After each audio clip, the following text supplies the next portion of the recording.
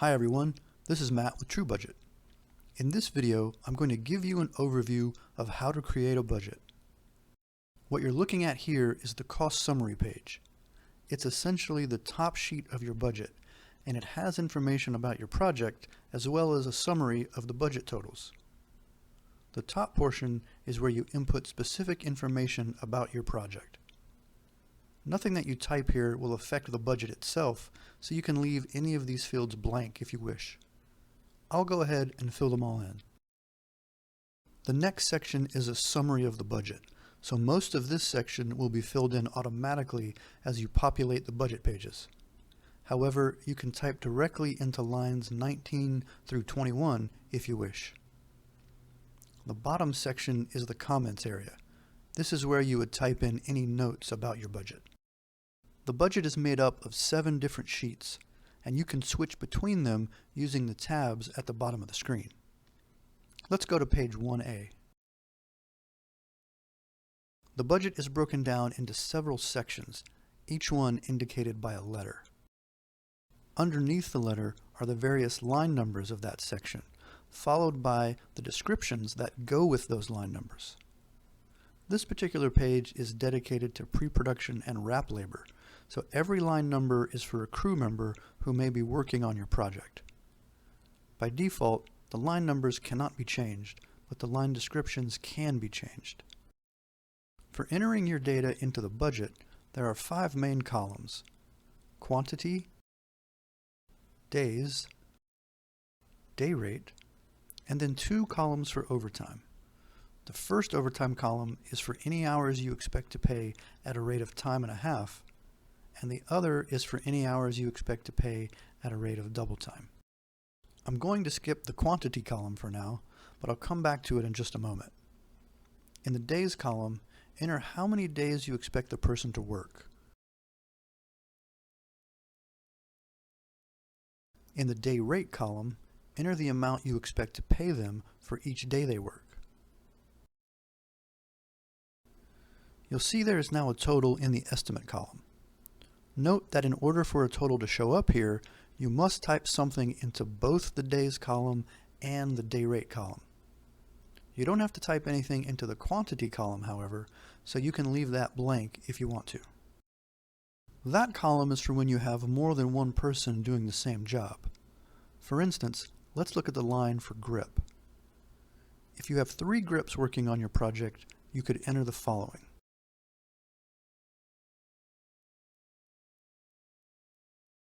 This is now calculating for 3 grips, each working 1 day. If you need to budget for overtime, you'll first need to do something else, so I'll come back to that in just a moment. In addition to the columns that you can currently see, there are also some hidden columns where you can input more information. To reveal those columns, click the Details button. You'll notice that these columns are 2 different colors. The ones that are a lighter shade of blue are ones that you can type into. The ones that are a darker blue are ones that contain formulas, so you can't type into those. The fringe column is where you would input your payroll fringe percentage. Check with your payroll company to find out the exact percentages they recommend you use. If you aren't paying your crew through payroll, you can leave this column blank. The PH&W column is where you would input the pension, health, and welfare percentage for any union or guild members. Again, check with your payroll company as to what percentage they recommend you use.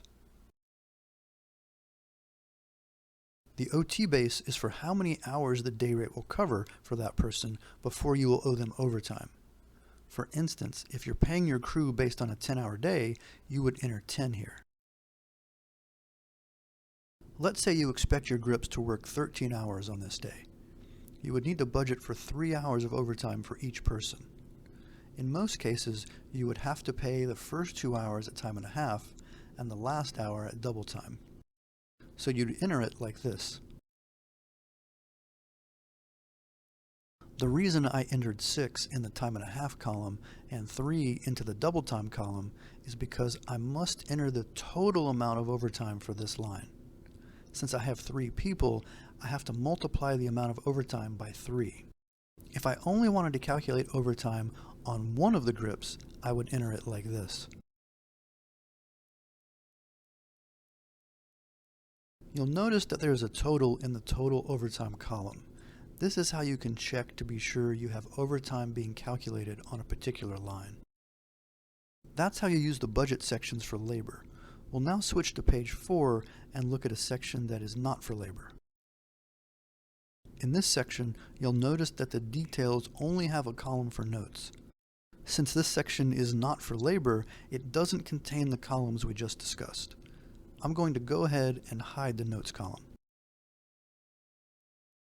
The columns for this section are similar to the page we just looked at, with slight differences. We have a quantity column just like before. The amount column is similar to the days column on the previous page. The rate column is similar to the day rate column on the previous page. Since this section is not for labor, there are no overtime columns. Just like on the previous page, you don't have to type anything into the quantity column.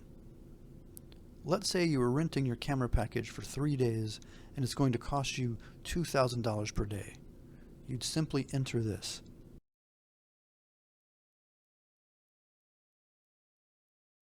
If you had 2 different camera packages and both were for 3 days and costing you $2,000 per day, you would put in a 2 in the quantity column. And that's all you need to do in the non-labor section.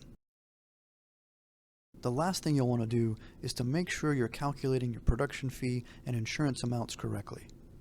We've made a separate video explaining how to do that, which you can find on our website. So that's an overview of how to create a budget in TrueBudget. If you'd like to learn more about how to use TrueBudget, we have several other videos available. You can also visit the Help Center, which can be found on our website. It goes into detail on all aspects of TrueBudget. Thanks for watching.